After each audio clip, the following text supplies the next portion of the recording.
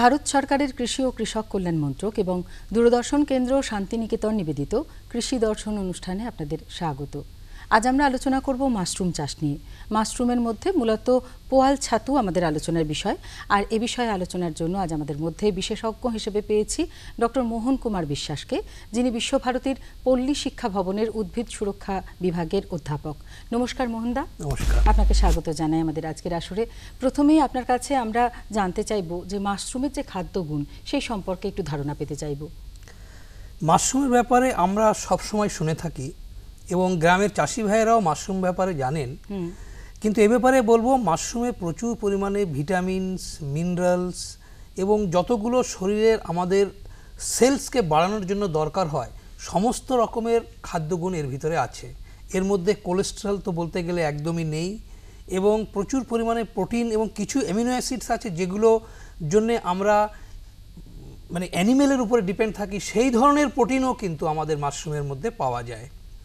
এই মাশরুমের মধ্যে আমরা জানি অনেক প্রকারের মাশরুম আছে, যেমন ধরুন ঝিনুক ছাতু আছে, দুধ ছাতু আছে, বোতাম ছাতু আছে এবং যেটা আপনি এখন একটু আগে বললেন যে পোয়াল ছাতু, এই পোয়াল ছাতুটা আমাদের এই বিশেষ করে এই ইস্টার্ন ইন্ডিয়াতে খুব পপুলার হয়েছে এবং এটাও কিন্তু সেই খাদ্যগুণ ভীষণভাবে আছে। আচ্ছা, তার মানে অত্যন্ত খাদ্যগুণে সমৃদ্ধ হচ্ছে এই মাশরুম। তো এই সময়ে কোন কোন মাশরুম চাষ করা যায়?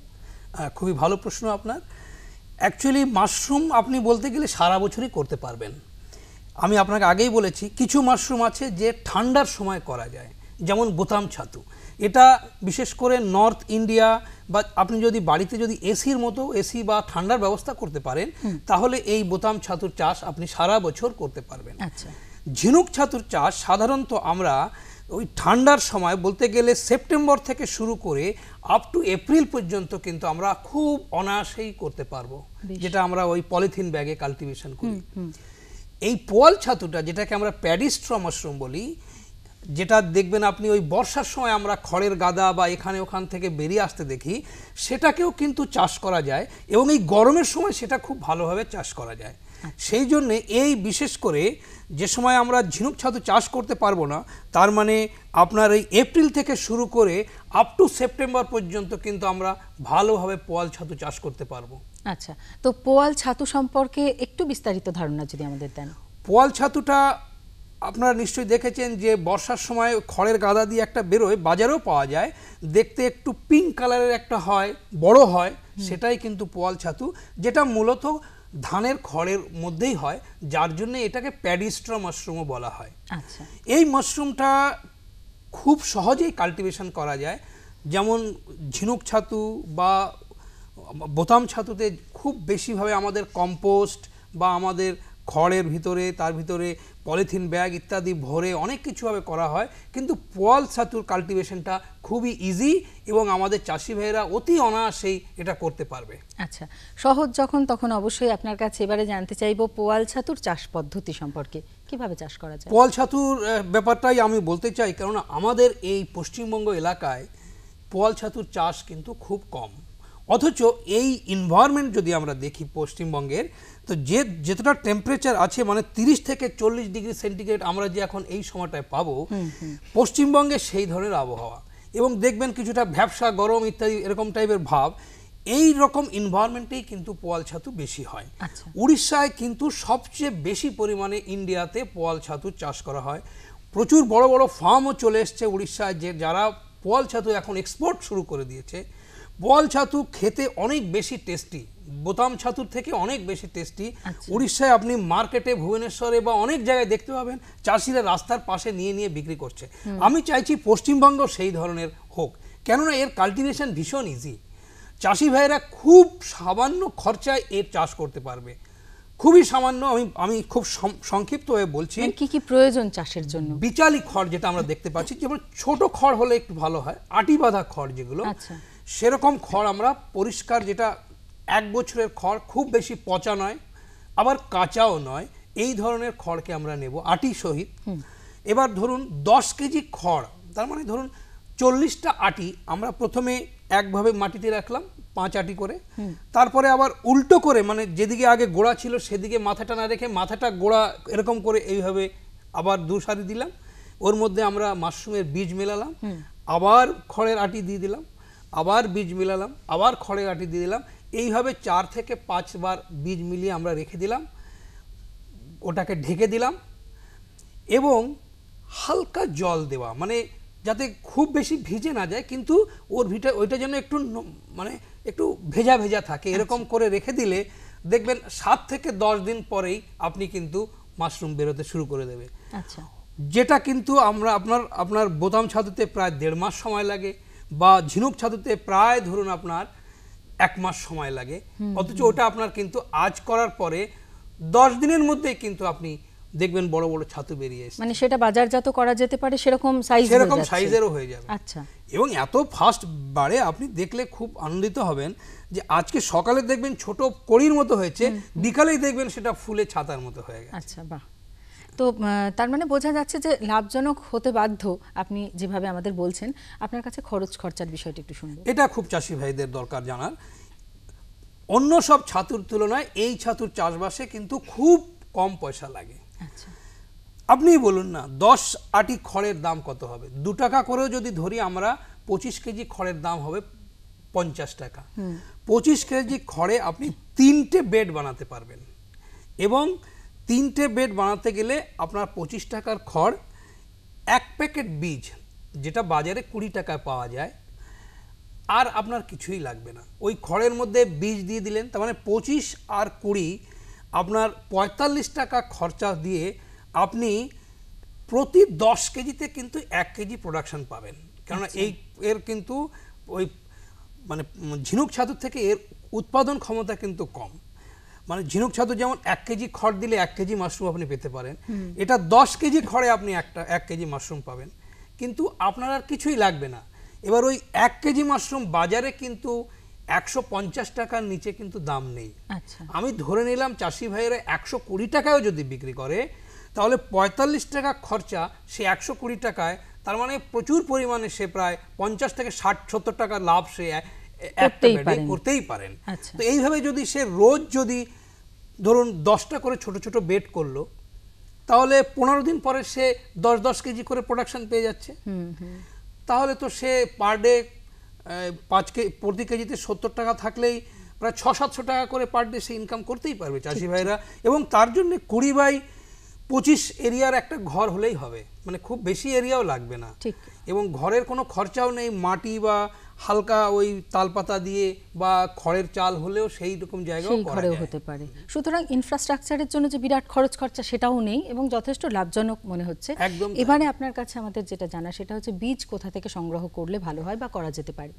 যেহেতু আমি বলছি পশ্চিমবঙ্গে আপনার ঝিনুক ছাতুর চাষ বেশি হতো, পোয়াল ছাতুটা সবেমাত্র এসছে, এবং আমরা ইনস্টিটিউট থেকে মানে কৃষি বিজ্ঞানীরা আমরা খুবই চাইছি যে এটা প্রচুরভাবে পাবলিশ হোক। সেজন্য বীজের একটু সমস্যা আছে, মানে প্যাডি স্ট্র মাশরুমের। তবে পাওয়া যাবে না আমি এরকম বলবো না, কিছু কিছু জায়গায় যেমন চুচুড়া, তারপরে যেখানে যেখানে আমাদের কৃষি বিজ্ঞান কেন্দ্র আছে, অনেক জায়গায় আপনি হোয়াইট বাটন প্যাডি স্ট্র মাশরুমের কিন্তু বীজ পাওয়া যায়। উড়িষ্যা ইউনিভার্সিটি অফ এগ্রিকালচারে কিন্তু প্রচুর পরিমাণে বীজ তৈরি হচ্ছে, এবং আমাদের ইউনিভার্সিটিতেও আমরা একটা এক্সপেরিয়েন্সিয়াল লার্নিং ইউনিট বলে শুরু করেছি। সেখানে ছাত্ররা কিন্তু প্রতিবার বীজ বানাবে এবং সেই বীজ আমরা মার্কেটে দেব। তো এই 1 মাস পরে থেকেই পল্লী শিক্ষা ভবনের উদ্ভিদ সুরক্ষা ভবন থেকেই চাষি ভাইয়েরা কিন্তু পোয়াল ছাতুর বীজ পাবে। আচ্ছা, তো এই বীজের ক্ষেত্রে কি আলাদা করে আবার শোধন বা এসবের কি কোনো প্রয়োজন আছে? না, বীজের তো বীজ যখন করে তারা তো শোধন করে ইত্যাদি করেই করে। চাষি ভাইয়েরা বাড়িতেও বীজ তৈরি করতে পারে, কিন্তু আমি বলবো এইটা কিন্তু ওই ধান চাষ আলু চাষের মতো নয়, একটু সায়েন্টিফিক নো হাউ না হলে কিন্তু পারবে না। তবে চাষি ভাইদের বাড়িতে আজকাল 11-12 পড়ার ছেলেরা তো আছেই, ওরা একটু মনোযোগ দিলে অবশ্যই পারবে।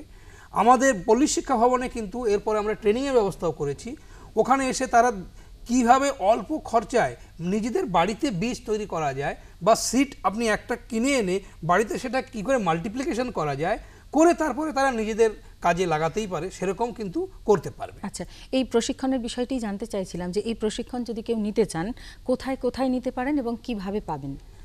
এই প্রশিক্ষণ আপনি আমাদের পশ্চিমবঙ্গে সমস্ত কৃষি বিশ্ববিদ্যালয়, যেমন ধরুন বিধানচন্দ্র কৃষি বিশ্ববিদ্যালয় মোহনপুর কল্যাণী, উত্তরবঙ্গ কৃষি বিশ্ববিদ্যালয় পুন্ডিবাড়ি, এবং আমাদের পল্লী শিক্ষা ভবন, বিশ্বভারতী, শ্রীনিকেতন, এছাড়া যত চুঁচুড়ায় রাইস রিসার্চ স্টেশন, কলকাতায় অ্যাগ্রো হর্টিকালচার সোসাইটি এবং অনেক যেগুলো একটু বড় কেবিকে আছে সেইখানে কিন্তু এর প্রশিক্ষণের ব্যবস্থা আছে। আচ্ছা, নেওয়ার জন্য কি করতে হবে কৃষক বন্ধুদের? চাষি ভাইদের কিছুই করতে হবে না। চাষি ভাইরা এত বড় ইউনিভার্সিটি, এগ্রিকালচার, এগুলো তো চাষি ভাইদের জন্যই। চাষি ভাইয়েরদের সবসময় ওয়েলকাম। আমরা চাই চাষি ভাইয়েরা আসুক, আমাদের জিজ্ঞাসা করুক, একবারের জায়গায় 10 বার জিজ্ঞাসা করুক, আমরা তো তাদের জন্যই। অতএব ওদের এই নিয়ে ভাবতে হবে না, ওরা যেখানেই যাবে সেখানেই ওদের ওয়েলকাম করা হবে। ওরা যোগাযোগ করলেই হবে। আচ্ছা, যে কোনো ভাবে। আপনার কাছে এবারে আমাদের জানার বিষয় যে অন্যান্য মাশরুমের সঙ্গে এই পোয়াল ছাতু যেটা বলছেন তার কি পার্থক্য রয়েছে? এর মধ্যে বলতে গেলে খাদ্য গুণে মাশরুমের মধ্যে সব মাশরুমে মোরলেস সেম। এবার আমি যদি আপনাকে বলি যে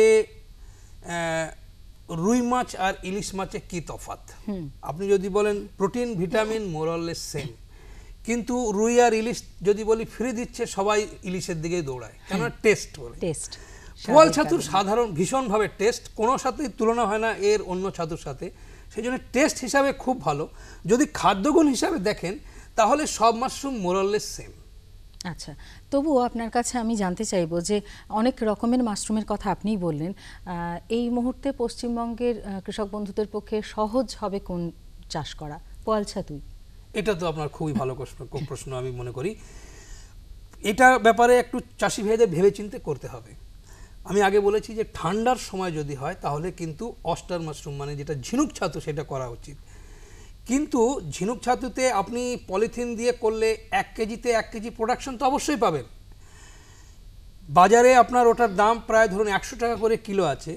কিন্তু ইদানিং আমি যা দেখেছি মার্কেটিং সার্ভে করে আমি, যে ক্রমশ কিন্তু মানুষের মধ্যে পোয়াল ছাতু, ঝিনুক ছাতুর প্রতি অ্যাট্রাকশন কমে এসছে। সেই জন্য এই ছাতুটা হচ্ছে এলিট ক্লাসের ছাতু এবং প্রচুর পরিমাণে কম হলেও চাষি ভাইরা কিন্তু এর থেকে অনেক বেশি বেনিফিট নিতে পাবে। তো ওকে খেয়াল করতে হবে যে গরমের সময় আমি সুইচ করে কিন্তু পোয়াল ছাতুতে চলে যাব, ঠান্ডার সময় আমি আবার সুইচ করে ঝিনুক ছাতু চাষ করব। আমার যদি এসি বা ঠান্ডার ব্যবস্থা থাকে, সুন্দর অবস্থা থাকে, তাহলে আমি বোতাম ছাতুও চাষ করতে পারবো। তো একটু চাষিকে মডার্ন চিন্তাধারা করে করতে হবে। এই নাকি আমি ঝিনুক করলাম, ঝিনুকই করে গেলাম, এরকম না। একটু ঘুরিয়ে টুরিয়ে করলে সে বেনিফিটেড হবে, বেশি ইনকাম করতে পারবে। এবং আমি তো চাই চাষি ভাইরা তার নিজেদের বাড়ির ছেলে মেয়ে সবাইকে মাশরুম খাওয়ার। যত বেশি বাড়ির ডেইলি ডায়েটে মাশরুম ঢুকবে, মাল নিউট্রিশনের প্রবলেম কমবে, যেটা আমাদের খুবই সমস্যা। ছোট বাচ্চারা আজকাল ক্রোশিয়ার অনেক কিছু রোগ ভুগছে, যেটা ভীষণ সমস্যা। মাশরুম রেগুলার যদি খায় রোগ ব্যাধি একদমই আসবে না। এটা একেবারে ওর ভিতরে ট্রিমেন্ডাস অ্যান্টিঅক্সিডেন্ট প্রপার্টি আছে, tremendous fight against all sort of words যে ক্যাপাসিটি আমরা বলি, সেইগুলোর মানে তারপরে রোগ প্রতিরোধক ক্ষমতা অনেক শরীরে বাড়ায়। ঠিক তাই। অপুষ্টির কারণে যে নানা রকম সমস্যার সম্মুখীন আমরা হয়ে থাকি বা হতে দেখি নানান মানুষজনকে, সেই জায়গা থেকে মুক্তির একটা বিরাট উপায় রয়েছে। আপনার কাছে যেতে যেতে একেবারে শেষ মুহূর্তে জানতে চাইবো যে বাজারের দিকটা, কতটা বাজার তৈরি এবং কতটা তৈরি হওয়ার সম্ভাবনা রয়েছে? বাজারের দিকটা মাশরুমের, বিশেষ করে বীরভূমের একটা ক্লিয়ার কাট পিকচার আমাদের কাছে আছে। এই বীরভূমেই আজ থেকে 10 বছর আগে 30 কিলো মাশরুম বিক্রি হতো না। আজ সেখানে ঝিনুক ছাতুর কথা বলবো, সিজনে প্রায় 600 থেকে 700 কেজি মাশরুম কিন্তু বিক্রি হয়ে যায়। শান্তিনিকেতন যেহেতু একটা কিছু এলিট ক্লাসের পিপল আছে এবং কিছু অন্য জায়গা থেকে একটু আলাদা রঙের চিন্তাধারার লোক আছে, সেই জন্য মাশরুমের চাহিদা কিন্তু এখানে অনেক বেশি। এইবার এর ভিতরেই যখন পোয়াল ছাতু আসবে, ওই রুই মাছের মধ্যে ইলিশ মাছের মতো প্রায়। আচ্ছা, এইবার আপনি বুঝতেই পারছেন, তো চাষি ভাইয়েরা সত্যিই উপকৃত হবে। অসংখ্য ধন্যবাদ আপনাকে। অত্যন্ত সুন্দরভাবে আমরা আপনার কাছ থেকে জানলাম যে মাশরুম চাষ এবং মাশরুমের মধ্যে মূলত পোয়াল ছাতু কতটা গুরুত্বপূর্ণ এবং কতটা সম্ভাবনা রয়েছে আগামী দিনে। এবং আমরা আশা করব আপনারা যারা শুনলেন আজকের আলোচনা, তারা প্রত্যেকেই আগ্রহী হবেন এই চাষের ক্ষেত্রে।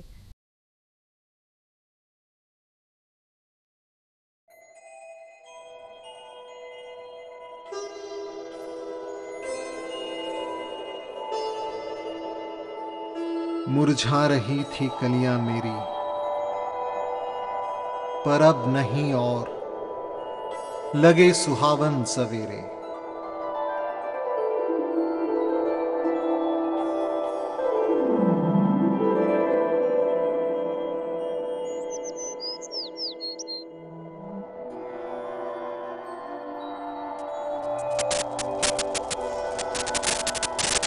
आंसू बहते नहीं अब और दुख के माई की आंखों से।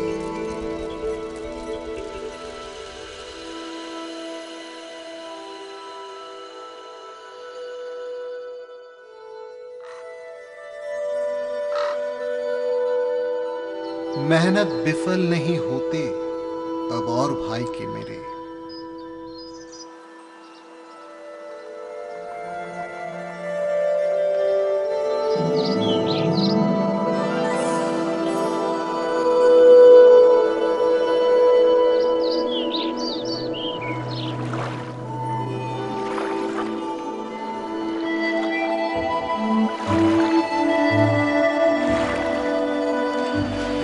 बहती नहीं उदास अब ये मेरी जीवन धारा।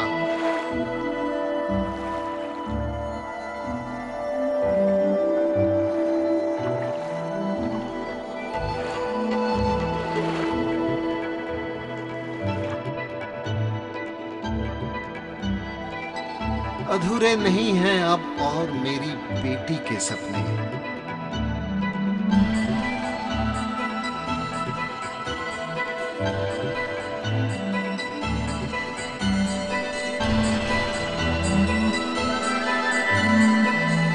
प्यार जो मैंने दिया वापस मैंने ढेर पाया।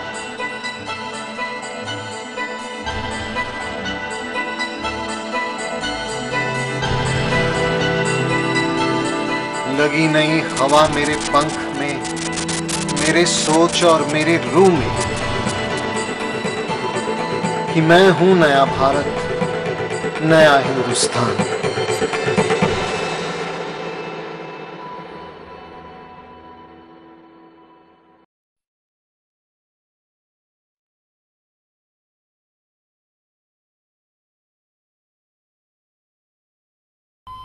अरे सुन तो। मुझे क्या सुनाना चाहते हो? जो सुनाओ मेरी सौतन को। किसको? अरे वही तुम्हारा मोबाइल फोन जिससे सुबह शाम दिन रात चिपके रहते थे और कहते थे किसान कॉल सेंटर से बातें हो रही हैं। अच्छा ये बात है। हाँ क्यों, क्या हुआ? अब बात नहीं होती क्या? अब तो झट से बात हो जाती है। ऐसा क्या? हाँ अब तो ज्यादा लाइनें और खास तकनीक के कारण खेती के माहिरों से तुरंत बात हो जाती है। और अगर कभी लाइन व्यस्त हो तो अपनी समस्या फोन पर रिकॉर्ड करा दो, वहाँ से फोन आ जाता है और समस्या की हल का मैसेज भी आ जाता है।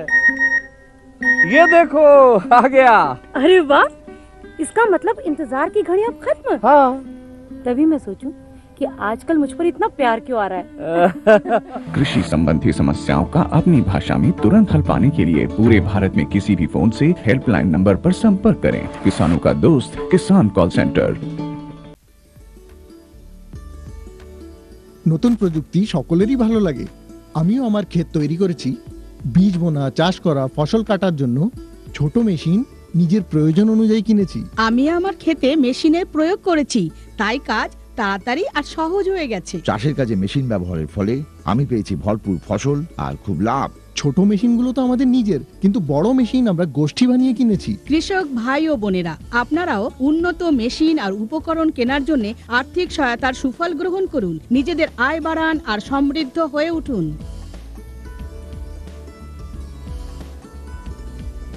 হয়ে গেছে।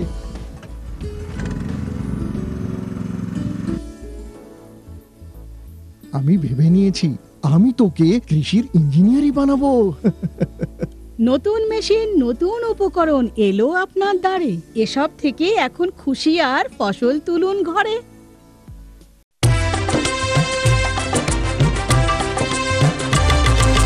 সহকারিতার বলে বিকাশের জন্য উদ্ধত চরণ মোদের। জনসহকারের শক্তি এগিয়ে নিয়ে চলেছে আমাদের। জনে জনে এই ক্রান্তি বিশ্বাস জাগিয়েছে। একসাথে হয়ে সবাই বিকাশের পতাকা উড়িয়েছে। সহকারিতা হলো আমাদের বিকাশের নিশান। নতুন যুগে সহকারিতাই ভারতের অভিমান। কৃষি মন্ত্রণালয় ভারত সরকার দ্বারা জনহিতে প্রস্তুত।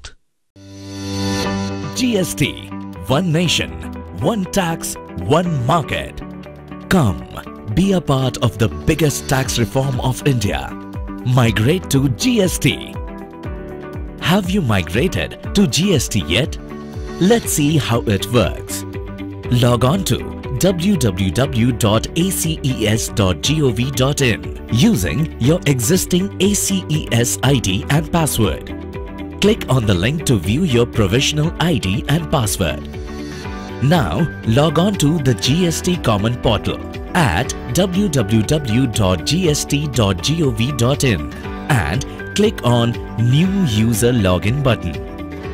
Click on I agree box and click Continue. Enter your provisional ID, password and CAPTCHA code to log in.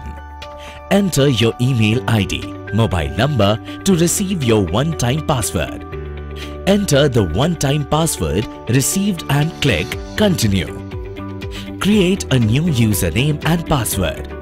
Fill the security question and press Submit. Fill all the details like business details, promoters, partners, authorized signatory, place of business, goods and services, bank account, etc. in Form 20. Upload the supporting documents and submit either using a digital signature certificate, DSC or e-sign to get your application reference number, ARN. That's how easy it is. Your GST migration is now complete. For any assistance regarding migration, please write to us at cbecmitra.helpdesk@icegate.gov.in or call at 1800-1200-232. Welcome to this journey called GST. One nation, one tax, one market.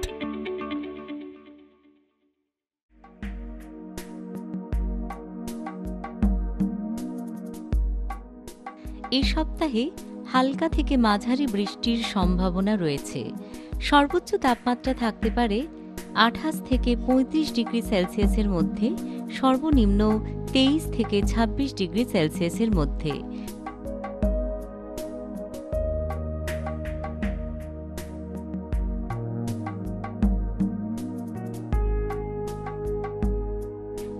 June সর্বোচ্চ তাপমাত্রা থাকতে পারে 33 degree সেলসিয়াসের কাছাকাছি, সর্বনিম্ন 24 degree সেলসিয়াসের আশেপাশে। আকাশ প্রধানত মেঘলা থাকবে, 2-1 পশলা বজ্র বিদ্যুৎ সহ বৃষ্টির সম্ভাবনা রয়েছে।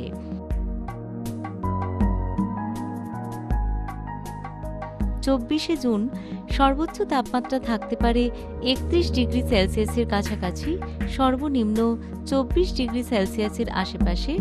আকাশ প্রধানত মেঘলা থাকবে, 2-1 পশলা বজ্র বিদ্যুৎ সহ বৃষ্টিপাত হতে পারে।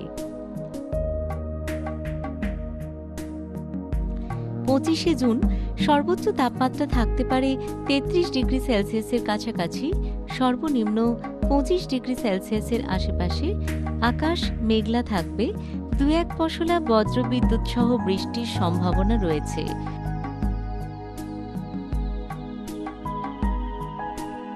26 জুন সর্বোচ্চ তাপমাত্রা থাকতে পারে 34 ডিগ্রি সেলসিয়াসের কাছাকাছি, সর্বনিম্ন 25 ডিগ্রি সেলসিয়াসের আশেপাশে। বৃষ্টির সম্ভাবনা রয়েছে।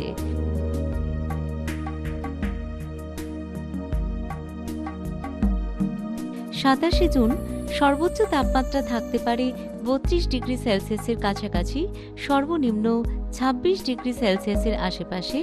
বৃষ্টির সম্ভাবনা রয়েছে।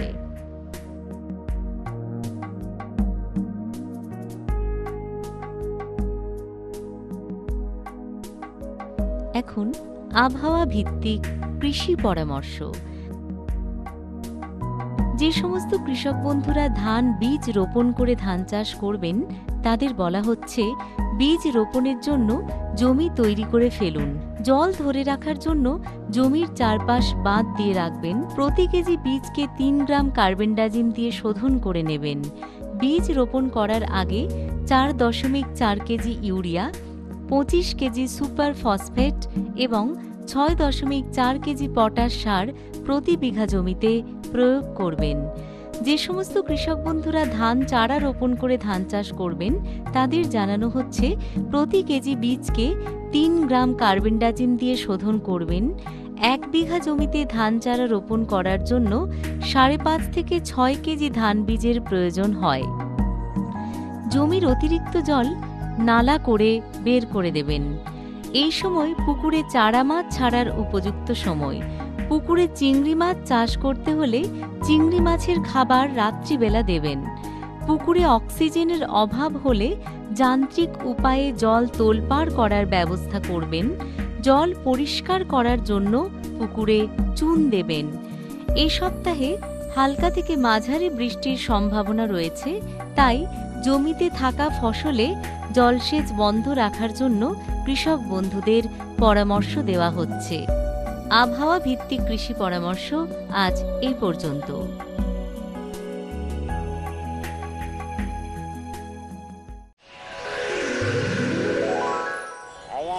नमस्कार, मैं वरुण कर भवानीपटना शहर में रिक्शा चलाकर अपना परिवार पालता हूँ। ये उड़ीसा का एक छोटा सा शहर है। ये मेरा गांव करा टिकिली है। ये भवानीपटना शहर से 10 किलोमीटर दूर है।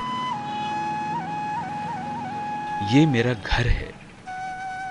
इसी छोटे से घर में मैं और मेरा परिवार रहता है।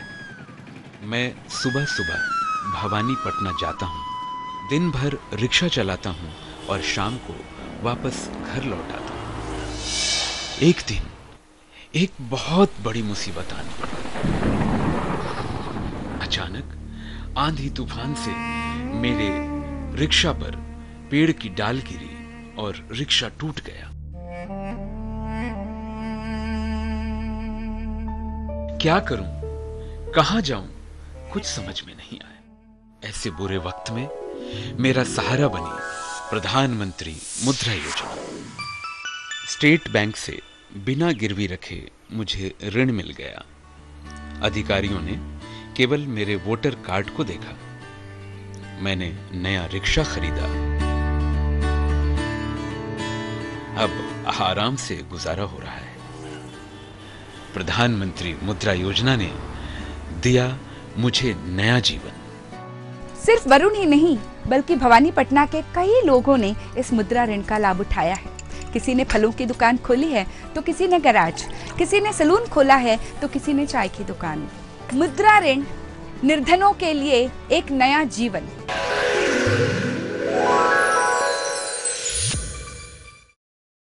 সুগন্ধের মাতোয়ারায়, সুস্বাদের বাহারে, উন্নতির সুরেতে, ফুটে ওঠা হাসিতে, সবুজে ভরা গাছপালায়, বড় বড় ব্যবসায়, সুমধুর সুকণ্ঠে, হাসি খুশির আগমনে। NHM বাগান পরিচর্যা মিশন। আমরা চাই আপনার সুখ সমৃদ্ধি। কৃষি দর্শন আপনাদের কেমন লাগছে আমাদের জানাতে ভুলবেন না। চিঠি লিখতে পারেন এই ঠিকানায়। কৃষি দর্শন, অধিকর্তা দূরদর্শন কেন্দ্র, শান্তিনিকেতন, শান্তিনিকেতন, সূচক 731235, অথবা ইমেইল করতে পারেন এই ঠিকানায় nc.ddkishan.shanti@gmail.com।